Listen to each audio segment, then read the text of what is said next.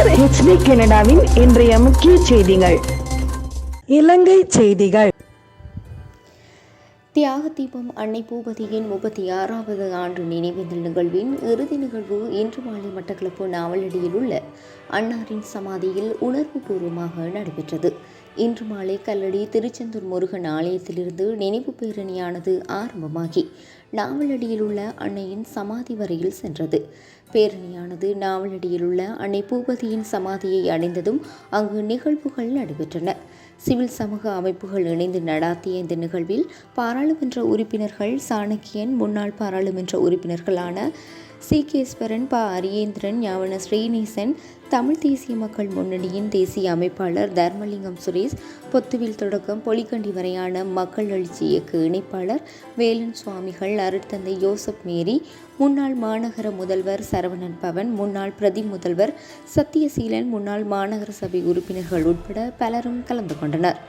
இதன்போது அன்னை பூபதியின் மகள்மாரினால் பொதுச்சுடர் ஏற்றப்பட்டு அகவணக்கம் செலுத்தப்பட்டது. இதனைத் தொடர்ந்து சமாதியில் மலர் மாலை அணிவிக்கப்பட்டு மலர் அஞ்சலியும் செலுத்தப்பட்டது. நினைவு பேருரைகள் நடைபெற்றன. இந்த நிகழ்வில் தியாகத்தாய் அன்னை பூபதியின் நினைவு பிரகடனம் வெளியிடப்பட்டது. இதனை தமிழ் தேசிய மக்கள் முன்னணியின் தேசிய அமைப்பாளர் சுரேஷ் வெளியிட்டு வைத்தார்.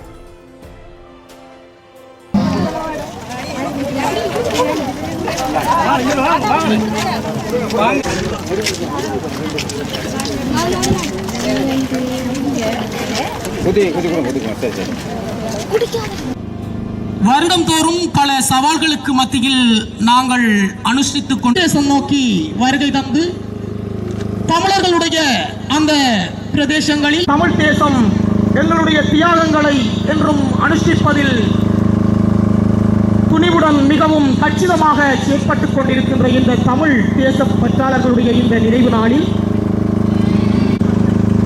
நாம் தன் வரலாற்றை தெரிந்த இனமே வரலாறு படைக்கின்றது என்பதற்கு இணங்க தமிழ் எங்களுடைய நினைவு வணக்கத்தை செலுத்துவதற்காக தமிழ் தேசத்தில் இருந்து வாகன ஊர்தியினை வடமுனை நோக்கி எங்கள் கிழக்கு பிரதேசத்தினுடைய தென் தமிழகத்திற்கு கொண்டு சேர்த்திருக்கின்றது.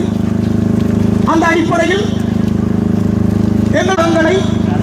எங்களுடைய அடுத்த சந்ததியினருக்கு கடத்தி சென்று கொண்டிருக்கின்ற இந்த நிகழ்வில் அனுஷ்டிப்பு அந்த அடிப்படையில் நாங்கள் எங்களுடைய இந்த அனுஷ்டிப்பு நிகழ்வினை தொடர்ச்சியாக கொண்டு செல்ல இருப்பதனால் எங்களுடைய தமிழ் மக்கள் தமது பாடல்களை கலட்டிவிட்டு அன்னையினுடைய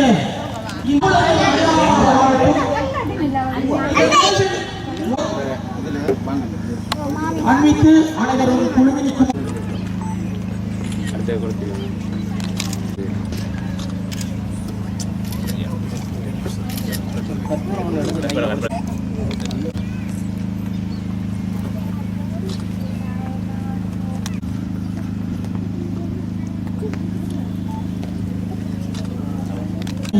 செலுத்துவதாக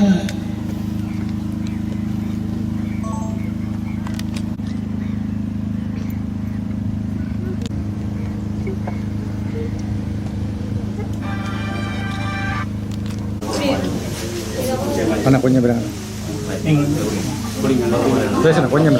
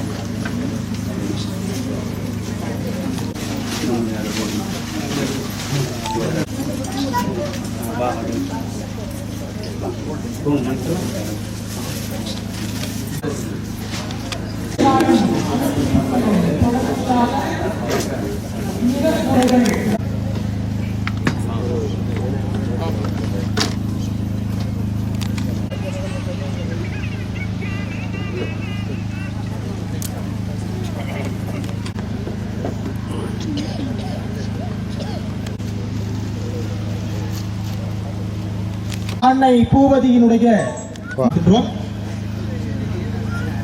புரட்சி பூ அன்னை பூமதி தாயோ அயல் தேசமே, உன் நிலத்தில் அகிம்சை வென்றதில்லையோ?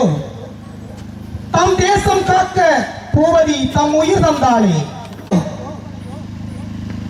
ஆம், நினைவுரையினுடைய முதலாவது மதிப்பிற்குரிய வேலன் சுவாமி ஐயா மனதிலே இருத்திக் கொண்டு தியாகத்தாய் அன்னை பூபதி அம்மாவை மனதிலே இன்றைய தினம் சிறப்பாக இருத்திக் கொண்டு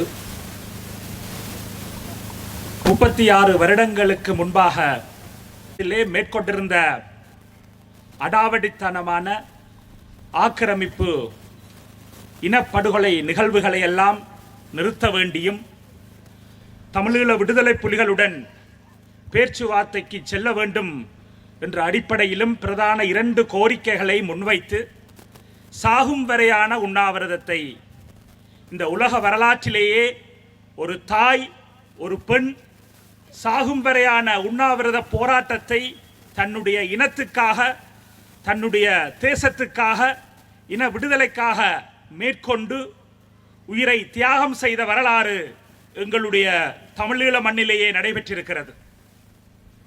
அந்த அப்படியான மிக உன்னதமான அந்த தியாகத்தை எங்களுக்கு நடாத்தி எங்களுடைய இன விடுதலை பயணத்திலே தன்னுடைய சுயநலம் இல்லாத அந்நியர்களை எல்லாம் ஒருங்கிணைத்து குறிப்பாக கிழக்கிலே அந்நியர் முன்னணி ஊடாக பல இன விடுதலை செயற்பாடுகளை மேற்கொண்டிருந்திருக்கக்கூடிய அன்னையானவர் சாகும் வரை உண்ணாவிரதம் என்ற அடிப்படையிலே நீர் மட்டும் அருந்திக் கொண்டு 30 நாட்கள் கடும் தவம் செய்திருந்த அந்த நினைவேந்தலை இன்று நாங்கள் தமிழர்களாக நினைவேந்திக் கொண்டிருக்கிறோம். அவர்களுடைய கல்லறை சமாதி அமைந்திருக்கின்ற இடத்திலே இங்கே ஈழத்தமிழர்களாக அனைவரும் ஒன்று சேர்ந்து இங்கே இந்த நினைவேந்தலை நடாத்தி கொண்டிருக்கின்றோம்.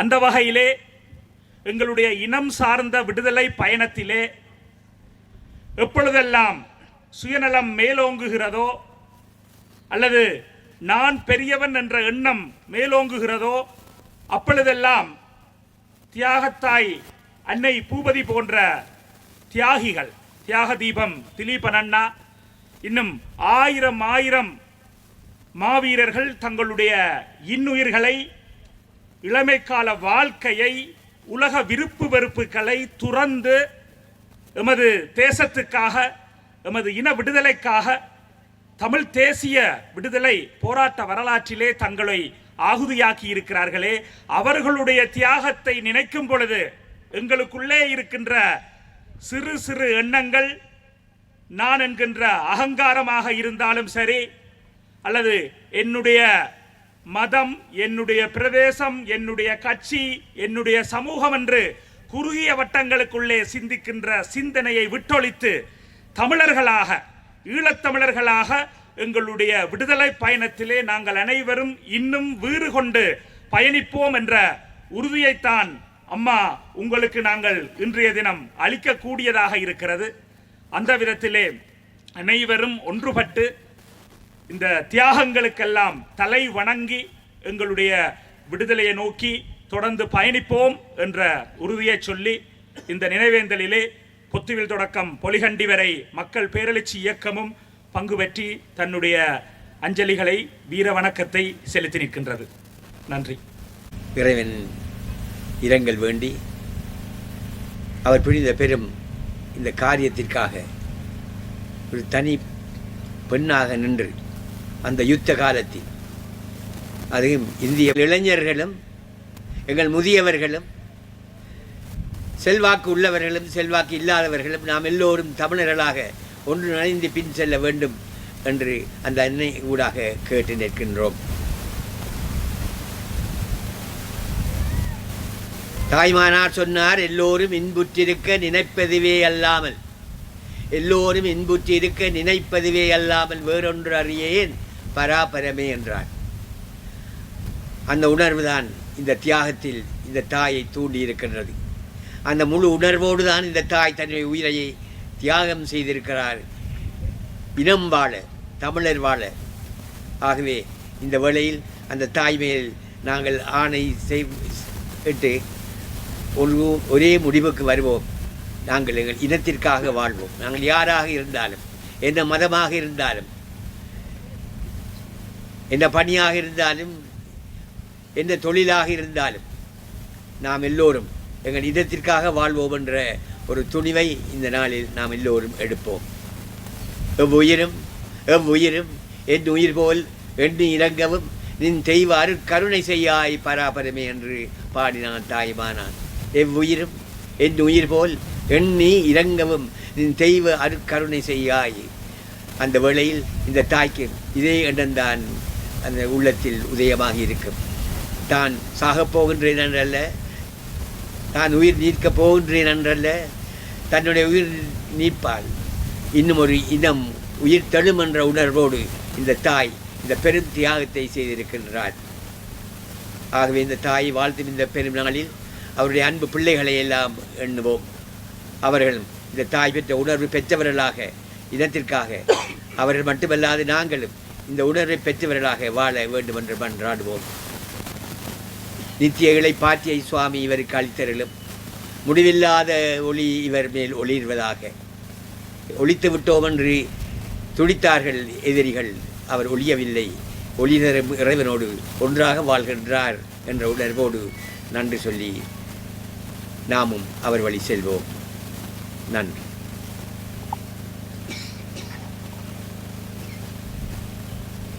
அடுத்து நாம் நினைவுரையினை ஆற்றுவதற்கு நாம் அழைப்பது எமது கௌரவத்திற்குரிய பாராளுமன்ற உறுப்பினர் ராசமாணிக்கம் சாணக்கியன் ஐயா அவர்களை அன்புடன் அழைக்கின்றோம். 6வது ஆண்டு நினைவு நிகழ்ச்சியில் கலந்து கொண்டிருக்கும் உங்கள் அனைவருக்கும் என்னுடைய மாலை நேர வணக்கம். உண்மையிலே 36 வருடங்களுக்கு முன்பாக அன்னை பூபதி அம்மா ஒரு மாபெரும் ஒரு தியாகம், தன்னுடைய உயிரை இந்த மண்ணுக்காகவும் இந்த மண்ணினுடைய விடுதலைக்காகவும் இந்த மண்ணிலே வாழும் மக்களுடைய அரசியல் அபிலாசைகள், இந்த மக்களுடைய உரிமை பெற வேண்டும் என்றதுக்காக, அந்த அரசியல் அபிலாசைகளை அடைய வேண்டும் என்றதுக்காக தன்னுடைய உயிரையே தியாகம் செய்த ஒரு வரலாறு தான் நாங்கள் இன்று அந்த தாயினுடைய இந்த 36 ஆண்டு நினைவு அஞ்சலி நிகழ்விலையும் கூட இன்று 36 வருடங்களை கடந்து நான் பிறக்கிறதுக்கு 3 வருடங்களுக்கு முன்பாக தாய் தன்னுடைய உயிரை தியாகம் செய்திருக்கிறார். 36 வருடங்களுக்கு பிறகும் அணி அணியாக எங்களுடைய மக்கள் திரண்டு வந்து அந்த அன்னையினுடைய தியாகத்துக்கு, அந்த தியாகத்தை மதித்து அஞ்சலி செலுத்துவதற்கு வருகை தருவதை பார்க்கும் பொழுது பெரும் மகிழ்ச்சியாகத்தான் இருக்கின்றது. உண்மையிலே நான் ஒரு அஞ்சலி நிகழ்விலே நான் நீண்ட நேரம் பேச விரும்பவில்லை. ஒரே ஒரு கருத்தை மட்டும்தான் நான் இந்த இடத்திலே பதிவு செய்யலாம்னு நினைக்கின்றேன். அன்று அந்த தாய் 36 வருடங்களுக்கு முன்பாக தன்னுடைய உயிரை தியாகம் செய்தது இந்த மண்ணிலே தமிழ் மக்கள் ஒரு கௌரவமான வாழ்க்கை முன்னெடுக்க வேண்டும், தமிழ் மக்களுக்கு ஒரு சிறந்த ஒரு எதிர்காலம் அமைய வேண்டும், தமிழ் மக்களுடைய அரசியல் அபிலாசைகள் பூர்த்தியாக வேண்டும் என்றதுக்காகத்தான் அந்த தாய் அன்று அந்த உயிரை தியாகம் செய்தார்.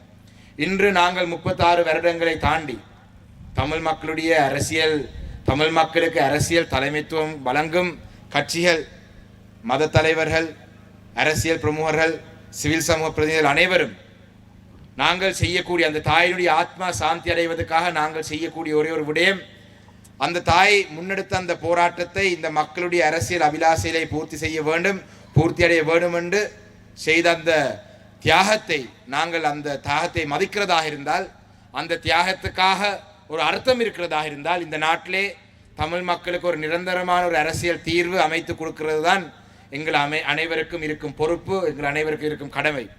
அந்த வகையிலே இந்த வருடமானது நான் நினைக்கின்றேன் மீண்டும் ஒரு சந்தர்ப்பம், தமிழ் மக்கள் ஆகிய எங்களுக்கு மீண்டும் ஒரு சந்தர்ப்பம் கிடைக்கும். 5 வருடங்களுக்காக எங்களுக்கு ஒரு சந்தர்ப்பம் வரும். அதுதான் இந்த நாட்டிலே நடக்கும் தேர்தல்கள். அந்த வகையிலே இந்த வருடம் ஜனாதிபதி தேர்தல் ஒன்று நடைபெற இருக்கின்றது. இந்த ஜனாதிபதி தேர்தல் ஒன்று நடைபெறும் காலப்பகுதிகளிலே தமிழ் மக்களுக்கு ஒரு சந்தர்ப்பம், தமிழ் மக்களுடைய தேவை, தமிழ் மக்களுடைய வாக்குகள், தமிழ் மக்களுடைய அரசியல் அபிலாசைகளை பற்றி பேசுவது, தமிழ் மக்களை பற்றி ஒரு சிந்திக்கிறது, இல்லாட்டி தமிழ் மக்கள் ஒரு பேசும் பொருளாக மாறுவது, அரசியல் வட்டங்களிலே, அரசியல் கட்சிகளிலே, தென்னிலங்கையில் இருக்கும் அரசியல்வாதிகள், தென்னிலங்கையில் இருக்கும் கட்சிகள் தமிழ் மக்களுடைய பிரச்சனையை பற்றி பேசுவது இந்த தேர்தல், ஜனாதிபதி தேர்தல் வரும் காலப்பகுதியிலே தான்.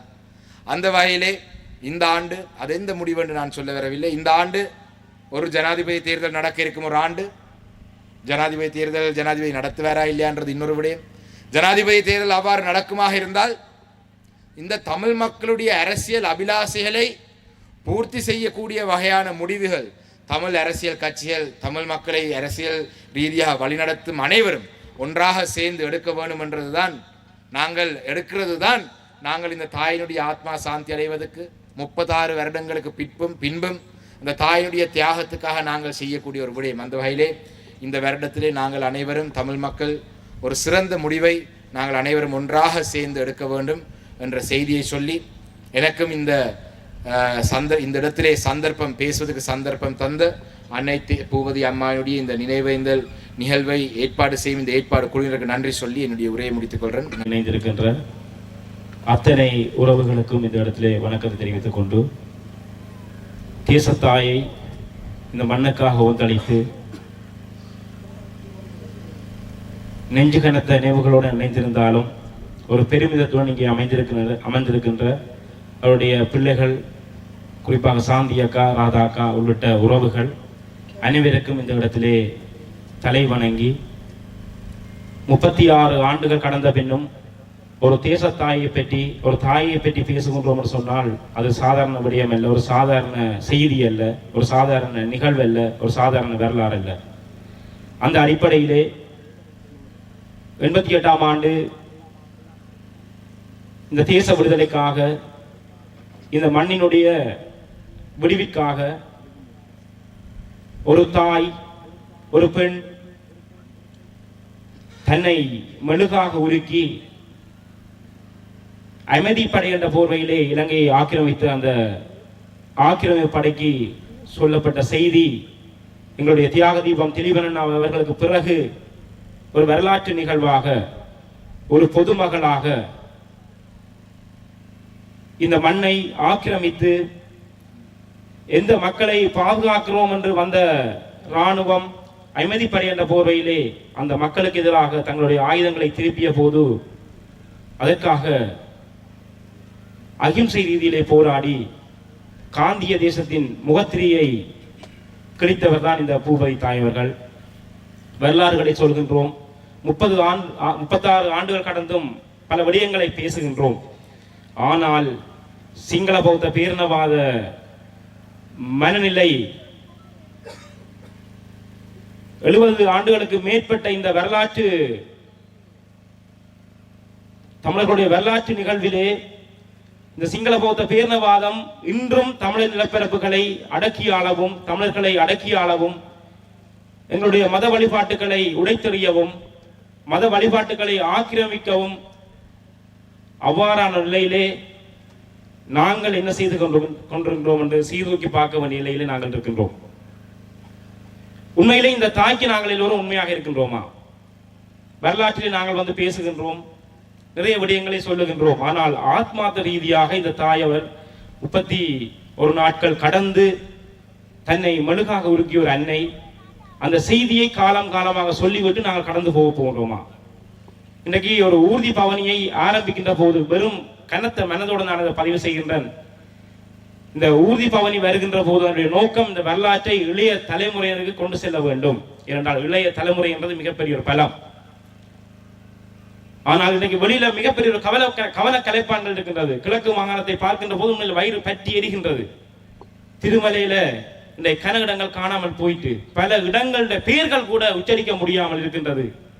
இன்றைக்கு அப்படி ஒரு வரலாற்று துயர் தோய்ந்த நிலையில நாங்கள் பூபதி தாய் அவர்களுடைய நினைவுகளை பேசிக் கொண்டிருக்கின்றோம். ஆனால் நாங்கள் என்ன செய்ய போறோம்?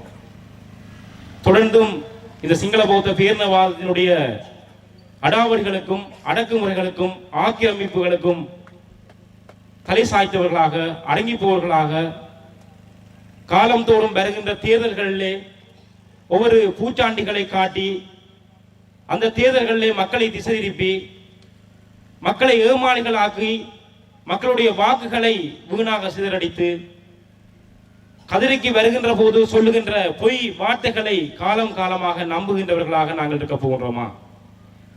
அல்லாவிட்டால் நாங்கள் ஒரு விழிப்படைந்த இனமாக இன்னைக்கு என்ன நடந்து கொண்டிருக்கிற இந்த மண்ணில் என்னத்துக்காக நாங்கள் இவ்வளவு உயிர்களை இந்த மண்ணில் கொடுத்திருக்கிறோம், ஏன் இவ்வாறு அநியாயங்கள் நடக்குது என்ற விடயங்களை சொல்லி ஒரு சரியான தலைமுறையை வழிப்படுத்தி ஒரு சரியான நோக்கத்திலே ஒரு சரியான விடுதலை நோக்கிய அரசியல்ல இந்த மக்களை தயார்படுத்த போறோமா? இதுதான் இங்க இருக்கின்ற கேள்வி. நான் ஆரம்பத்தில் சொன்னேன், இன்றைக்கு வெளியில கவன கலைப்பான்கள் பல இருக்குது. இன்றைக்கு களியாட்டம் என்று சொன்னால் எண்ணுக்கணக்கில்லாத மக்கள் ஒன்று திரள்கின்ற சந்தர்ப்பங்கள் இருக்கின்றது. நாங்கள் இதை பற்றி கட்டாயம் வெளிப்படையாக பேச வேண்டும். இன்றைக்கு ஒரு தேச தாயினுடைய நினைவில பேச வேண்டும். நாங்கள் எப்படி இந்த மக்களை தயார்படுத்த போறோம்? மதகுரு அவர்கள் வேலன் சுவாமி அவர்கள் சொன்னார், நாங்கள் ஒன்றித்து பயணிக்க வேண்டும் தேசத்துக்காக. அவ்வாறு எப்படி பயணிக்க போறோம்? அதைத்தான் நாங்கள் நோக்கி இந்த மக்களை வழிநடத்த வேண்டும். ஆத்மார்த்தமாக ஒரு உயிரை தியாகம் செய்த 36 ஆண்டுகள் கடந்தும் பேசுகின்றோமா என்று சொன்னால் அதற்காக நாங்கள் என்ன செய்ய போறோம்? வருகின்ற ஒவ்வொரு தேர்தல்களையும் நாங்கள் ஒவ்வொரு காரணங்களை சொல்லி அவர் அது தருவார் இவர் இது தருவார் என்று சொல்லி காலம் காலமாக ஏமாற்றப்பட்ட பின்னரும் அதை நோக்கி அணி செய்ய போறோமா? அல்லது இன்றைக்கு நடக்கின்ற விடயங்களை சரியான முறையில கையாண்டு எங்கள் மக்களை விழிப்படை இந்த மக்களாக மாற்றி இந்த இளம் தலைமுறையினரை சரியானவர்களாக இந்த தேசத்தின் காதலர்களாக தேசம் நோக்கி பயணிக்க வேண்டியவர்களாக மாற்ற போகிறோமா? இந்த நாள்ல நாங்கள் இந்த செய்தியை நான் உங்களிடம் கனத்த மனதோட விட்டு செல்கிறேன். தயவு செய்து அன்பானவர்களே, இங்க நாங்கள் பலர் சூழ்ந்திருக்கிறோம். ஆனால் எங்களுடைய மக்களை மாற்றுகின்ற மக்களுடைய செயற்பாடுகளை முற்றுமுழுதாக திசை திருப்புகின்ற செயற்பாடுகள் எங்கள் தேசத்தில் நடந்து கொண்டிருக்குது. இதை நோக்கியும் நாங்கள் நகர்ந்து கொண்டிருக்கிறோம். ஒரு கூட்டம், ஒரு குறிப்பிட்ட அளவு மக்கள் மட்டும்தான், குறிப்பிட்ட அளவு இளைஞர்கள் மட்டும்தான் தேசத்தை நோக்கி இந்த சிந்தனையை நோக்கி நாங்கள் ஏதோ விடுதலை நோக்கி நகர வேண்டும் என்று சிந்தித்துக் கொண்டிருக்கிறோம். ஆனால் மிகப்பெரிய அளவில் மிகப்பெரிய மாற்றங்களோட இந்த தேசத்தை அழிப்பதற்கான பல்வேறு சக்திகள் இந்த மண்ணில் நகர்ந்து கொண்டிருக்கின்றார்கள். ஆகவே நாங்கள் சிந்திக்க வேணும். இந்த பூபதி அம்மாவுடைய நினைவு தினத்தில் ஆத்மார்த்தமாக இந்த நெஞ்சுகன நினைவோடு சொல்றேன், நாங்கள் ஆத்மார்த்தமாக சிந்திப்பது என்பது வெறுமென வார்த்தை ஜாலங்கள்ல மட்டுமல்ல, எண்ணுக்கணக்கான உயிர்களை இந்த மண்ணுக்குள்ள கொடுத்து விட்டு நாங்கள் என்று பேசுகின்றோம் என்று சொல்லி சொன்னால் நிச்சயமாக நாங்கள் உண்மையாக இருக்க வேண்டும். மக்களுக்கு நாங்கள் நேர்மையாக இருக்க வேண்டும். நாங்கள் சரியாக அரசியல் தலைமைகள் என்போர் சரியாக மக்களை வழிநடத்துவர்களாக இருக்க வேண்டும். வெறுமனே பேச்சுக்காக மட்டும் செயற்பொருளாக இருக்கக்கூடாது. அதைத்தான் இந்த பூபதி அம்மா அவர்களுடைய நினைவு நாளில் நான் பேச விரும்புகிறேன். ஆகவே சரியான இளையோர்களை சரியான முறையில் வழிப்படுத்தி ஒரு தேசம் நோக்கிய பயணத்தில் ஒரு விடுதலைக்கான நேர்த்தியான இனமாக எங்களுடைய மக்களை தயார்படுத்த வேண்டிய கால பொறுப்பில் நிற்கிற விடயத்தை இந்த கிழக்கு மாகாணத்தில் இந்த மீன்பாடும் தேன்னாடாம் தென் தமிழ் தேசம் மட்டக்களப்பு மண்ணில் இருந்து சொல்லி வாய்ப்புக்கு நன்றி கூறி விடைபெறுகிறேன். நன்றி, வணக்கம். யாகத்தாய் உண்ணா நோன்பிருந்து ஒரு அந்நிய படைக்காக உயிரை நீத்திருக்கின்றார். இலங்கை இந்திய ஒப்பந்தம் 1987 ஜூலை மாதம் 29ஆம் தேதி கச்சாத்திடப்பட்டதற்கு பிற்பாடு 1987 நவம்பர் மாதம் 14ஆம் தேதி 13வது அரசியல் அமைப்பு ஒன்று பாராளுமன்றத்திலே நிறைவேற்றப்பட்டு அதனூடாக ஒரு அரசியல் தீர்வு தருவதாக கூறி இணைந்த வடகிழக்கு மாகாண சபைக்கான தேர்தலை கூட நடத்தப்பட்டது. ஆனால் அந்த இலங்கை இந்திய ஒப்பந்தத்தில் நாங்கள் அனுபவித்த பலன் என்னவென்றால் 2 உயிர்களை நாங்கள் இந்த மண்ணுக்காக ஈந்திருக்கின்றோம். முதலாவதாக 1987 செப்டம்பர் மாதம் 27ஆம் தேதி 26 வயது இளைஞனாக இருக்கின்ற தியாகி திலீபனை நாங்கள் இந்த மண்ணிலே ஆகுதியாக்கி இருக்கின்றோம். அதற்கு பிறகு 1988 ஏப்ரல் மாதம் 19ஆம் தேதி இதே நாளிலே ஒரு தாயை நாங்கள் 56 வயது தாயை நாங்கள் இன்று இழந்திருக்கின்றோம்.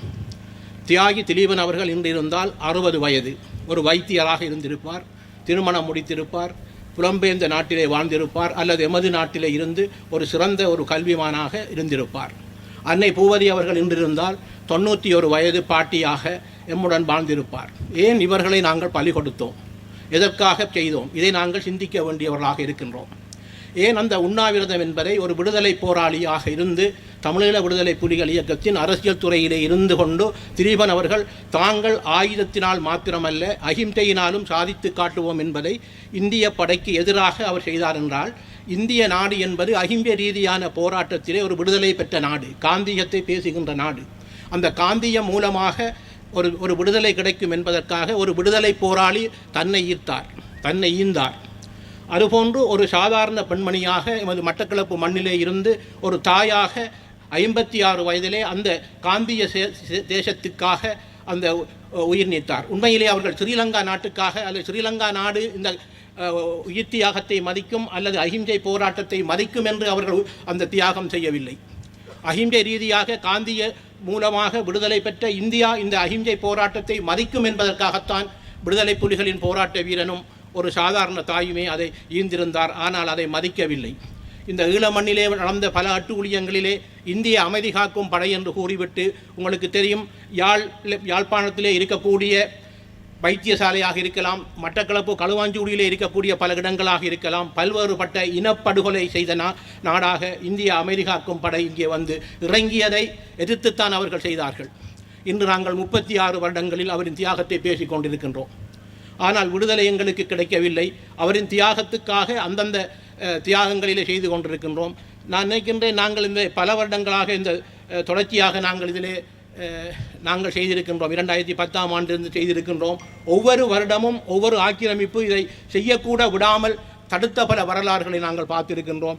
இன்று ஒரு குருவி கூட இல்லை, அந்த காக்கிகளை கூட காணவில்லை, அந்த புலனாய்வாளர்கள் கூட காணவில்லை. ஏனென்றால் எல்லாம் அந்த அரசாங்கத்திலே இருந்து எதிர்வருகின்ற ஒரு தேர்தல் காலத்திலே இவ்வாறு செய்யக்கூடாது என்பதற்காக அவர்கள் அதை மறைத்திருக்கின்றார்கள் அல்லது தடுத்திருக்கின்றார்கள். ஆனால் நாங்கள் இந்த 36 வயதிலே எனக்கு முன்பு பேசிய தவபாலன் அவர்கள் கூறியது போன்று நாங்கள் என்ன செய்ய போகின்றோம் என்பதற்கான விடையைத்தான் நாங்கள் தேட வேண்டியிருக்கின்றது. தமிழீழ விடுதலை புலிகள் இயக்கத்தின் போராட்டம் மௌனித்தேருக்கு பிற்பாடு 2009 மே 18ஆம் தேதிக்கு பிற்பாடு ஒற்றை கதிரையில் ஒரு தலைவனை பார்த்து நாங்கள் இன்று 10 கதிரையில் பல தலைவர்களை பார்க்கின்ற ஒரு துப்பாக்கிய நிலையில் தான் நாங்கள் இருக்கின்றோம். தலைவர்கள் கூடியிருக்கின்றார்கள். ஆனால் தீர்வுகளுக்காகவோ அல்லது தமிழ் தேசியத்தை வளர்ப்பதற்காகவோ எவருமே அணிதிரளவில்லை என்க ஒரு வேதனையைத்தான் இந்த 36 வயதிலும் இந்த அன்னை பூவதியின் நிகழ்விலே நாங்கள் விட்டு செல்ல வேண்டிய ஒரு துப்பாக்கிய நிலையாக நாங்கள் இருந்து கொண்டிருக்கின்றோம். ஆகவே நாங்கள் என்ன செய்ய வேண்டும் என்றால், கட்சிகள் கூட வேண்டும் அல்லது கட்சிகளை வளர்க்க வேண்டும் என்பதல்ல, கட்சிகள் கொள்கையை ஒரு கொள்கையின் கீழ் எல்லா கட்சிகளும் ஒரு தமிழ் தேசியத்திற்கு மேல் இருக்கின்றவர்கள் ஒன்றுபட வேண்டியவர்களாக இருக்கின்றோம். நாங்கள் 2004 22 பாராளுமன்ற உறுப்பினராக இருந்து இன்று 13 தமிழ் தேசிய பாராளுமன்ற உறுப்பினராக 3 கட்சியில் இருந்து நாங்கள் இன்று பாராளுமன்ற உறுப்பினர்களை நாங்கள் வைத்திருக்கின்றோம். தமிழ் தேசியத்துக்காக 13 பாராளுமன்ற உறுப்பினர்கள் இருக்கின்றார்கள், 3 கட்சியை சேர்ந்தவர்கள். ஆனால் இந்த 3 கட்சியில் இருந்தாலும் கூட 3 கட்சியிலே இருந்து நாங்கள் ஒரு ஒற்றுமையான ஒரு தீர்வை நாங்கள் பெற முடியாதவர்களாகத்தான் நாங்கள் தமிழ் தேசியத்தை பற்றி பேசிக் கொண்டிருக்கின்றோம். ஆகவே இந்த நேரத்தில் நாங்கள் சிந்திக்க வேண்டியது, அரசியல்வாதிகளாக இருந்தாலும் சரி அல்லது ஆன்மீகவாதிகளாக இருந்தாலும் சரி அல்லது சமூக சேவையாளர்களாக இருந்தாலும் சரி, தமிழ் தேசத்தை ஒரு குடையின் கீழ் கொண்டு வந்து தமிழ் தேசியத்தை கட்டிக்காக்கக்கூடிய அந்த விடுதலையை பெறுவதற்காக இங்கே எமது மண்ணிலே ஆகுதியான 50,000 மாவீரர்களுக்கும் இவ்வாறான தியாகிகளுக்கும் பொதுமக்களுக்கும் நாங்கள் செலுத்துகின்ற அஞ்சலியாக இந்த அன்னை பூவதியின் இந்த நினைவு நாளிலே அதை அறைகூவி விடைபெறுகின்றேன். நன்றி, வணக்கம். 36வது நினைவேந்தல் நிகழ்வில் கலந்து கொண்டிருக்கின்ற அனைவருக்கும் இந்நேர வணக்கத்தை தெரிவித்துக் கொண்டு, இன்றைய நாள் நாங்கள் ஒரு பிரகடனத்தை இங்கே வெளியிட விரும்புகின்றோம். தியாகத்தாய் அன்னை பூவதி நினைவு பிரகடனம். சிங்கள பௌத்த மேலாதிக்க ஒடுக்குமுறைக்கு எதிராக போராடி வரும் தமிழ் தேசமானது தனது அடிப்படையான அரசியல் உரிமைகளில் எப்போதுமே உறுதியாக இருக்கும் என்ற செய்தியை சிங்கள தேசத்துக்கும் இலங்கை தீவின் மீது கரிசனை கொண்டிருக்கும் சர்வதேச சக்திகளுக்கும் வலியுறுத்தி கூற விரும்புகின்றது. 1980களில் இலங்கையை மையமாக கொண்டிருந்த அமெரிக்க இந்திய பூகோள போட்டி காரணமாக இந்தியா தனது நலனை அடைவதற்காக தமிழர்களின் இனப்பிரச்சனையை கையில் எடுத்திருந்தது. 1987ல் இலங்கையானது இந்திய நலம் சார்ந்து செயற்பட தயாரான நிலையில் இந்தியா தனது தேசிய பாதுகாப்பு நலன்களை உறுதிப்படுத்தி சிங்கள தரப்புடன் உடன்பட்ட பின்னர் எந்த ஒற்றையாட்சிக்கு எதிராக தமிழ் தரப்பை பயன்படுத்தியதோ அதே ஒற்றையாட்சிக்குள்ளான 13ஆம் திருத்தத்தையே தமிழ் மக்களுக்கான தீர்வாக இலங்கை அரசு முன்வைத்திருந்த நிலையில் தமிழ் தரப்பை இந்தியா கைவிட்டிருந்தது. இந்நிலையில் அப்போதிருந்த தமிழ் தரப்புகளாலும் ஒற்றையாட்சிக்குட்பட்ட 13ஆம் திருத்த சட்டம் நிராகரிக்கப்பட்டிருந்தது. இதன் பின்னர் தமிழீழ விடுதலை புலிகளின் நேர்மையான தலைமைத்துவத்தின் காரணமாக ஒற்றையாட்சிக்குள் முடக்கும் செயற்பாடுகள் அனைத்தும் தடுக்கப்பட்டிருந்தன. அந்த காலத்தில் இந்திய படைகள் தமிழர்களுக்கு எதிராக மேற்கொண்ட யுத்தம் மற்றும் படுகொலைகள் மற்றும் மனித உரிமை மீறல்களுக்கு எதிராக குரல் கொடுக்க அறப்போராட்டங்களை நடத்த மட்டு அம்பாறை மாவட்ட அன்னையர் முன்னணி துணிச்சலுடன் களமிறங்கியது. கடந்த 1988 ஜனவரி 4ஆம் தேதி திருமலையிலும் 1988ஆம் ஆண்டு பிப்ரவரி 10ஆம் தேதி கொழும்பிலுமாக அன்னையர் முன்னணியின் நிர்வாக குழுவினர் கொழும்பில் இந்திய அதிகாரிகளுடன் பேச்சுவார்த்தையில் ஈடுபட்டனர். பேச்சுவார்த்தை பலனளித்திராத நிலையில் உடனடியாக போர் நிறுத்தத்தை நடைமுறைப்படுத்த வேண்டும், புலிகளுடன் பேச்சு நடத்தி அமைதி வழியில் தீர்வு காண வேண்டும் என்ற 2 கோரிக்கைகளை முன்வைத்து 1988ஆம் ஆண்டு மார்ச் 19இல் தியாகத்தாய் அன்னை பூபதி அவர்கள் இந்திய அரசுக்கு எதிராக உண்ணா நோன்பு போராட்டத்தை ஆரம்பித்திருந்தார். தியாகத்தாயின் கோரிக்கைகளை இந்திய அரசு நிறைவேற்றாத நிலையில் 1988ஆம் ஆண்டு ஏப்ரல் 19ஆம் தேதி அன்று இதே போன்ற ஒரு நாளில் அன்னை பூபதி ஈகைச்சாவை தழுவிக்கொண்டார். 2009இல் இனப்படுகொலை ஊடாக போராட்டம் மௌனிக்கப்பட்டிருந்தது.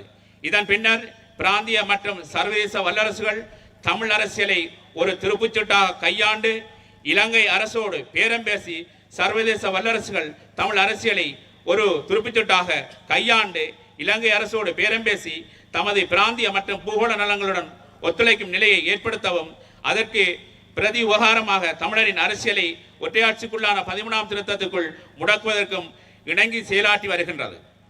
அன்னை பூபதி தமிழ் தேசத்து மக்களது நிம்மதியான வாழ்வுக்காக தனது தன்னுயிரை தியாகம் செய்து 36 ஆண்டுகள் கடந்துள்ள நிலையில் இனவழிப்பு மூலம் எமது உரிமை போராட்டம் மௌனிக்க செய்யப்பட்டு இலட்சக்கணக்கான எமது மக்கள் படுகொலை செய்யப்பட்டு பல ஆயிரம் கோடி பெறுமதியான சொத்துக்கள் அளிக்கப்பட்டும் பல்லாயிரக்கணக்கானோர் வலிந்து காணாமல் ஆக்கப்பட்ட பின்னரும் இன்னமும் கொடிய பயங்கரவாத தடை திட்டத்தின் கீழ் ஒடுக்குமுறைகள் தொடர்ந்து கொண்டிருக்கின்றது. ஸ்ரீலங்கா அரசு தனது அரச இயந்திரங்களை அனைத்தையும் ஒருங்கிணைத்து தமிழ் தேசத்தின் இருப்பை இல்லாதொழிக்கும் கட்டமைப்பு சார் இனஅழிப்பு செயற்பாடுகளை மேற்கொண்டு வருகின்றது. எமது மக்கள் துவண்டு போகாது அத்தகைய கட்டமைப்பார் இனஅழிப்பு செயற்பாடுகளுக்கு எதிராக தொடர்ந்தும் போராடி வருகின்றார்கள். தமிழர் அரசியலை ஒற்றையாட்சிக்குள் முடக்கும் சதி நடவடிக்கைகளை முறியடித்து சிங்களமயமாக்கம், பௌத்தமயமாக்கம், இராணுவமயமாக்கம், அபிவிருத்தி என்ற போர்வையிலான ஆக்கிரமிப்புகள் அனைத்துக்கும் எதிராக துணிவுடன் எதிர்வினையாற்றுவதுடன் தமது உரிமைகளை ஒருபோதும் கைவிடப் போவதில்லை என்ற உறுதியான செய்தியை ஸ்ரீலங்கா அரசுக்கும் சர்வதேச சமூகத்துக்கும் வெளிப்படுத்தியே வருகின்றார்கள். இந்திய அரசானது இலங்கையோடு நல்லுறவை பலப்படுத்திக் கொள்வதையோ அல்லது தனது பூகோள அரசியல் நலன்களை பேணுவதையோ அல்லது தென் ஆசிய பிராந்திய வல்லரசாக தன்னை நிலைநிறுத்திக் கொள்வதையோ ஈழத்தமிழ் மக்கள் எதிர்க்கவில்லை. இந்தியாவை எமது நட்பு சக்தியாகவே கருதுகின்றோம். இந்தியாவின் தேசிய நலன்களை பேணுவதில் எமக்கு மிகுந்த விருப்பமும் அக்கறையும் ஈடுபாடும் உண்டு. ஆனால் தமிழ் மக்கள் தமது நட்பு சக்தியாக கருதும் இந்தியா தனது பூகோள நலன்களை பூர்த்தி செய்வதற்காக தமிழ் மக்களை பலிக்கடவாக்கி தமிழ் மக்களின் நலன்களை முற்றாக புறக்கணிக்கும் செயற்பாட்டை நிறுத்துமாறு கோருகின்றோம். தமிழ் மக்கள் 75 வருடங்களுக்கு மேலாக தொடர்ச்சியாக வலியுறுத்தி வருகின்ற தமிழ் தேச அங்கீகாரத்தையும் அதனுடைய தனித்துவமான இறமையையும் சுயநிர்ணய உரிமையையும் முழுமையாக அனுபவிக்கக்கூடிய சமஷ்டி அடிப்படையிலான தீர்வை அடைய இந்திய அரசும் ஏனைய நட்பு நாடுகளும் இலங்கையை வலியுறுத்த வேண்டும் என்று கூட்டுரிமைக்கான தியாகம் நடந்தேறிய தியாகி அன்னை பூபதியின் 36வது நினைவேந்தல் நாளில் கோரி நிற்கின்றோம். தியாகத்தாயின் இலட்சியம் ஈடற தமிழ் தேச அங்கீகாரத்திற்காக நாம் தொடர்ந்தும் அர்ப்பணிப்புடன் உழைப்பதே அன்னை பூபதிக்கு செய்யும் உண்மையான அஞ்சலியாகும். நன்றி. செம்மையான தியாகத்தை செய்த தாயின் நினைவேந்தல் நிகழ்வில் சில வார்த்தைகளை பகிர்ந்து கொள்ளலாம் என்று நினைக்கின்றேன். அந்த வகையில் இங்கு வருகை தந்திருக்கின்ற அனைத்து அன்னை பூபதி அம்மையார் ஒரு குடும்பத்தின் தாயாக இருந்தவர். சாதாரணமாக அவர் வாழ்ந்திருந்தால் அவருடைய பிள்ளைகளுக்கு மாத்திரம்தான் தாயாக இருந்திருப்பார். ஆனால் அந்த நிலைமையை மாற்றி அவர் தன்னுடைய இனத்திற்காக வாழ நினைத்திருந்தார், இனத்திற்காக தனது உயிரை விட நினைத்திருந்தார். அந்த வகையில் ஒரு குடும்பத்தின் தாயாக இருக்க வேண்டிய அன்னை பூபதியார் இன்று தமிழ் இனத்தின் தாயாக மாறியிருக்கின்றார். அதனால்தான் இன்று பலரும் இந்த இடத்தில் வந்து கூடியிருக்கின்றார்கள். ஆகவே தியாகம் என்பது சுயநலமற்றது. தன்னுடைய பிள்ளைகளுக்காக மாத்திரம் அவர் வாழ்ந்திருந்தால் இன்றும் அவர் வாழ்ந்திருக்கக்கூடும். ஆனால் தனது பிள்ளைகளை மாத்திரம் கருத்தில் கொள்ளாமல் எமது இனம் மிகவும் சோதனைக்குள்ளாகி இருக்கின்றது, வேதனைக்கு உள்ளாகி இருக்கின்றது என்பதை கருத்தில் கொண்டு அந்த இனத்திற்காக வாழ நினைத்தார், இனத்திற்காக தனது உயிரை துறந்திருக்கின்றார். இதனால் அன்னை பூபதி என்று சொல்லுகின்ற அந்த வீட்டுக்குள் அடங்க வேண்டிய பெயர் இன்று உலகமெல்லாம் ஒலித்துக் கொண்டிருக்கின்றது. எனவே இந்த அன்னையார் செய்த தியாகம் என்பது சாதாரண வார்த்தைகளால் பேசிவிட்டு செல்லக்கூடிய ஒரு விடயமல்ல. அவருடைய பெருமை இன்று கடல் கடந்தும் பல நாடுகளில் அவருடைய பெயர் உச்சரிக்கப்படக்கூடிய அளவுக்கு இருந்து வருகின்றது. எனவே இந்த அன்னையார் எதற்காக தன்னுடைய உயிரை தியாகம் செய்தார் என்பதை இங்கு பலர் கூறியிருக்கின்றார்கள். அதாவது அமைதி காக்கும் படை, அந்த இதில் சொல்வார்கள் இந்தியன் பீஸ் கீப்பிங் ஃபோர்ஸஸ் என்று சொல்வார், IPKF என்று சொல்வார்கள். அமைதி காக்கும் படை, இந்திய அமைதி காக்கும் படை என்பது குறிப்பிட்ட காலத்தின் பின்னர் அது மக்களுக்கு எதிரான ஒரு படையாக மாறியது. அந்த நேரத்தில் தமிழர்கள் மத்தியில் கூறுவார்கள் இன்னசென்ட் பீப்புள் கில்லிங் ஃபோர்ஸஸ் என்று. IPK அமைதி காக்கும் படை என்பது அப்பாவி மக்களை கொல்லுகின்ற ஒரு படையாக மாறியிருந்தது. ஆகவே இந்த நிலைமையில் அதனை நிறுத்த வேண்டும். விடுதலைக்காக போராடியவர்களோடு அவர்களை எதிரிகளாக கருதி போராடக்கூடாது. அவர்களோடு யுத்த நிறுத்தத்தை செய்து கொண்டு பேச்சுவார்த்தை நடாத்தி உண்மையான ஒரு சமாதானத்தை, நிலையான ஒரு தீர்வை பெற வேண்டும் என்கின்ற உயர்ந்த லட்சியத்தோடு தனது உயிரை கொடை செய்தார் தமிழ் இனத்திற்காக.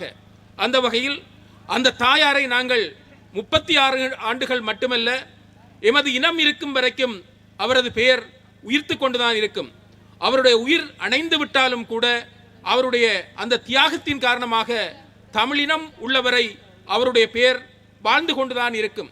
ஆகவே அந்த தாயார் இன விடுதலைக்காகவும் தமிழர்களின் ஐக்கியத்திற்காகவும் ஒரு நிரந்தரமான நியாயமான தீர்வுக்காகவும் தன்னுடைய உயிரை தியாகம் செய்திருக்கின்றார் என்றால் அந்த எண்ணத்தை, அந்த வலுவான சிந்தனையை நாங்கள் இந்த வேளைகளில் மாத்திரமல்ல ஏனைய காலங்களிலும் மனதில் ஏந்தி செயல்பட வேண்டும்.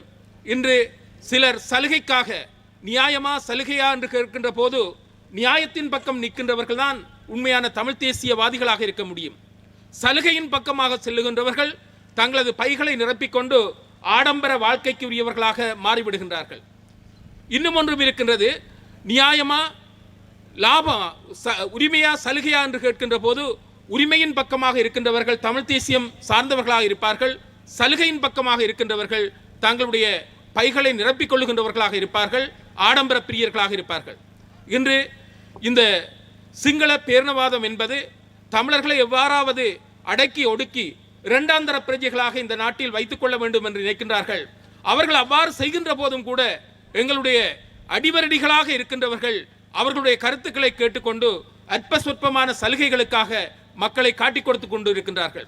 ஆகவே அன்னை செய்த தியாகத்தை நாங்கள் மனதில் ஏந்தி அவருடைய புனிதமான அந்த பயணத்தை, புனிதமான சிந்தனையை எமது நெஞ்சில் நிறுத்தி அவருடைய ஆத்மா உண்மையில் சாந்தி பெற நாங்கள் அனைவரும் ஒன்றாக கூட்டாக பிரார்த்திப்போம். அவருடைய எண்ணம் தமிழரின் நியாயமான தீர்வு, நியாயமான விடுதலை, அவர்கள் இந்த நாட்டில் கௌரவமாக வாழ வேண்டும் என்பது. அந்த எண்ணத்திற்காக நாங்கள் அனைவரும் கைகோர்த்து செயற்பட வேண்டும் என்று கூறி இந்த நினைவேந்தல் உரை. நாட்டிலிருந்து எங்கள் நாட்டுக்கு வந்த காடையர்களினால் கன்னியர்களின் கற்புகள் சூறையாடப்பட்ட போது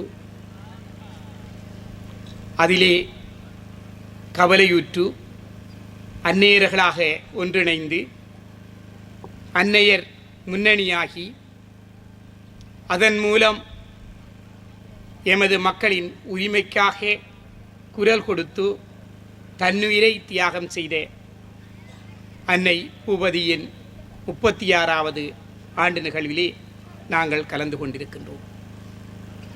உண்மையிலே இந்திய நாடு இங்கு பலரும் கூறியது போன்று அகிம்சையை முன்னிறுத்திய நாடு, அகிம்சையின் மூலம் சுதந்திரம் பெற்ற நாடு. ஆனால் அந்த நாடே ஈழ நாட்டில் ஒரு அன்னை இந்திய நாட்டுக்கு எதிராக, அதாவது இந்திய நாட்டிடம் ஈழ மக்களின் உரிமையை பாதுகாக்க வேண்டி வேண்டுதல் செய்து உண்ணாவிரதம் இருந்தபோது இந்திய நாடு அதை திரும்பி பார்க்காமல் இருந்தது மிகவும் கவலைக்குரிய விடயமாகும். ஆனால் இன்று அன்னை தனது தியாகத்தின் மூலம் 36 ஆண்டுகளை நிறைவு செய்திருந்த காலமாக இருந்தாலும் இந்திய நாடு எங்களுக்கு அருகில் இருக்கின்ற நாடு என்ற வகையில் தன் கடமையிலிருந்து மாற முடியாத நிலையில் இருந்து கொண்டிருப்பதை நாங்கள் இந்த நிலையிலே நினைவுபடுத்த வேண்டியவர்களாக இருக்கின்றோம். ஆகவே இந்திய நாட்டிற்கு பெரும் பங்கு இருக்கின்றது. உங்கள் நாட்டிலிருந்து வந்த அமைதி காக்கும் படை எங்கள் நாட்டில் இனப்படுகொலையை மேற்கொண்டது என்பதற்கு ஒரு பெரும் ஆதாரமாக அன்னை பூபதியின் தியாகம் அமைந்திருக்கின்றது. அதையாவது உணர்ந்து நீங்கள் இந்த நாட்டிலே நீண்ட காலமாக தங்களது உரிமையான அபிலாசைக்காக பல தியாகங்களை அகிம்சை ரீதியாகவும் ஆயுத ரீதியாகவும் மேற்கொண்டு இந்த மண்ணிலே மடிந்திருக்கின்ற எங்கள் உறவுகளுக்கு, அவர்களின் வேண்டுதலுக்கு, அவர்களின் தியாகத்திற்கு மதிப்பளிக்கக்கூடியதாக தமிழ் மக்கள் இந்த மண்ணில் தலைநிமிர்ந்து வாழக்கூடியதான இந்த நாட்டில் நியாயமான சமஷ்டி முறையிலான அரசியல் தீர்வை பெற்றுக் கொடுக்கும் பெரும் கடமைப்பாங்கு இந்திய நாட்டுக்கு இருக்கின்றது. அதை இந்திய நாடு உணர வேண்டும் என்றும் இலங்கை மண்ணிலே நீங்கள் செய்த அந்த துன்பியல் சம்பவத்தை மக்கள் நினைவு கூறுகின்றார்கள். உங்களது கடமையை மீண்டும் மீண்டும் வலியுறுத்துகின்றார்கள். நீங்கள் அந்த கடமையிலிருந்து தவற முடியாது. ஆகவே இந்திய அரசாங்கம் இலங்கை அரசாங்கத்திற்கு வலியுறுத்தல் செய்து இலங்கை மக்களுக்கான நியாயமான அரசியல் தீர்வை பெற்றுக் கொடுக்க வேண்டும் என்கின்ற செய்தியை இந்த நேரத்திலே அன்னை பூபதியின் 36வது ஆண்டு நிகழ்விலே முன்வைத்து எங்களையும் இந்த நிகழ்வுக்கு அழைத்தமைக்கும் நாங்கள் இங்கு கலந்து கொண்டமைக்கும் மகிழ்ச்சியை தெரிவித்து நிறைவு செய்கின்றேன். ஏற்பாடு செய்து கொண்டிருக்கின்ற இந்த ஏற்பாட்டு குழுவினருக்கும் இந்த நிகழ்வில் கலந்து கொண்டிருக்கின்றவர்களுக்கும் முதலில் எனது வணக்கத்தை தெரிவித்துக் கொள்கின்றேன். அன்னை பூபதி நாங்கள் உயர்தரம் படித்துக் கொண்டிருக்கின்ற காலத்தில் எமது விடுதலைக்காக விடுதலையை அகிம்சை மூலம் பெற்ற நாட்டுக்கு எதிராக நாட்டிடம் பல கோரிக்கைகளை வைத்து அந்த உண்ணாவிரத்தை இருந்திருந்தால் காந்திய தேசம் அகிம்சை முறையில் போராடி அந்த போராட்டத்தை பிரித்தானிய அரசு மதித்ததன் காரணமாக சுதந்திரம் பெற்ற நாடு. இந்திய அரசுக்கு இந்த அகிம்சை போராட்டத்தின் வலி தெரிந்திருக்க வேண்டும். அந்த நோக்கத்துக்காகத்தான் இந்திய அரசுக்கு இந்த விடயத்தை உணர்த்துவதற்காக அகிம்சை முறையில் அன்னை பூவதி உண்ணாத நோம்பிருந்தார். ஆனால் இந்த பாரத தேசம் 2 உயிர்கள் உண்ணான் நோன்பிருந்து மரணிக்கும் வரை தனது இறுக்கமான நிலைப்பாட்டிலிருந்து இம்மி அளவும் இசுகாமல் எமது தமிழ் தேசம் அழிந்து போகின்ற நிலைகளுக்கு எமது மக்களை இட்டு சென்றிருந்தது. அந்த வகையில் இந்த அகிம்சை போராட்டம் தோல்வியடைந்ததால் தான் மீண்டும் யுத்தம் படிக்க வேண்டிய ஒரு நிர்பந்தம் ஏற்பட்டது. இந்த யுத்தம், இந்த விடுதலை போராட்டம் 2009ஆம் ஆண்டு மௌனித்திருந்தாலும் மௌனிக்கும் வரை மிக கட்டுக்கோப்பாக தமிழ் தேசியத்தின் பயணம் தொடர்ந்தது. தேர்தல் அரசியலை அங்கிருந்து கையாளப்பட்டிருந்தது. ஒழுங்கான ஒரு வேலை திட்டத்தின் கீழே அந்த செயற்பாடுகள் போய்கொண்டிருந்தது. 2009க்கு பின்பு இந்த திசை மாறியது. அரசின் அடிவருடிகளாக சிலர் இணைந்தார்கள். 2009க்கு பின்பு வளர்ந்த சமூகம் இந்த தமிழ் தேசியத்தின் இந்த விடுதலை போராட்டத்தின் வலியை உணராத சமூகமாக மாறி தற்போது இந்த முன்பு கூறியது போல இந்த கவனக்கலப்பான்களை மிக பிரதானமாக எடுத்து இந்த தமிழ் தேசியத்துக்கு எதிரான சிந்தனையாளர்களுடன் இணைகின்ற சந்தர்ப்பங்களை நாங்கள் பார்க்கின்றோம். இந்த அன்னை பூவதியின் அந்த தியாகத்தை என்ன நோக்கத்துக்காக அவ அதை செய்தாவோ அந்த நோக்கம் அடையும் வரை நாங்கள் இந்த தமிழ் தேசிய பயணத்திலிருந்து விலகக்கூடாது. இந்த இளம் சமூகத்தை அவர்களது பெற்றோர்கள் பல விடயங்களை இந்த விடுதலை வரலாற்றை கூறி இவ்வாறான நிகழ்வுகளை மிக பிரம்மாண்டமாக ஏற்பாடு செய்து இந்த தேசியத்தின் பால் அவர்களை ஈர்க்க வேண்டும். அல்லாத விடத்து இந்த தமிழ் தேசிய சிந்தனை, தமிழ் விடுதலை போராட்டம் இவை அனைத்தும் மழுங்கெடுக்கப்பட்டு சிங்களத்தின் அடிவரடிகளாக நாங்கள் அனைவருமே மாறக்கூடிய ஒரு சந்தர்ப்பம் மிக தொலைவில் இல்லை என்பதையும் நாங்கள் அறிய வேண்டும்.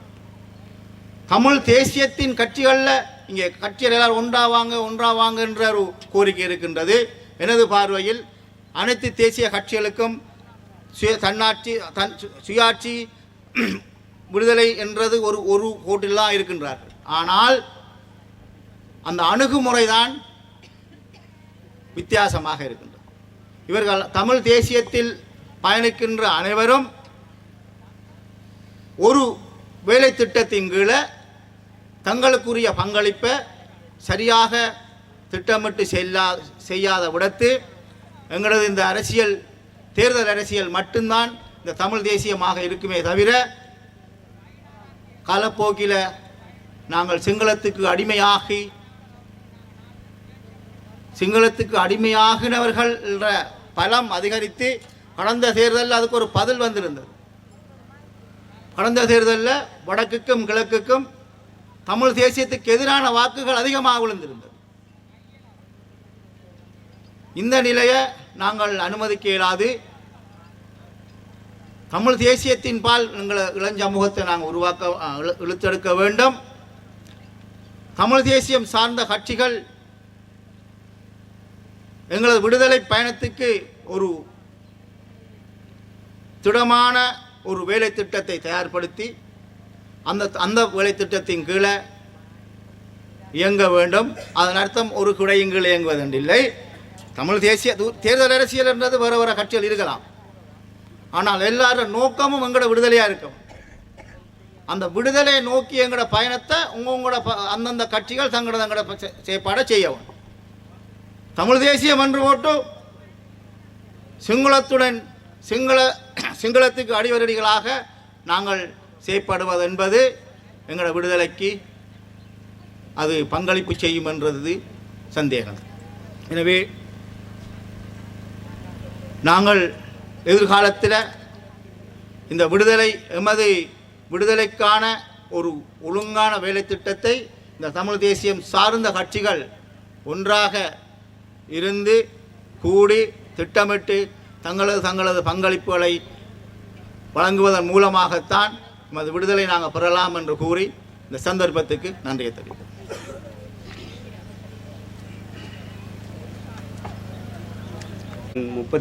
முப்பத்தாறாவது நினைவு நாளில்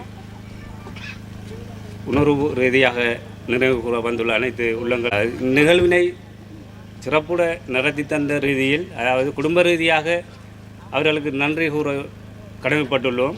அந்த வகையில் இந்நிகழ்வினை சிறப்பாக ஒரு கட்டமைப்பின் அடிப்படையில் அன்னை பூவதியின் கட்டமைப்பு என்ற ரீதியில் நடத்தி தந்த இந்த ஏற்பாட்டு குழுவினருக்கு முதலில் நன்றியை கூறிக்கொண்டு, அடுத்ததாக கட்சி அப்பால் பட்டு உணர்வு ரீதியாக இங்கு வந்து இந்த நிகழ்வினை சிறப்பித்து தந்த அனைத்து உணர்வாளர்களுக்கும் நன்றி கூற கடமைப்பட்டுள்ளோம்.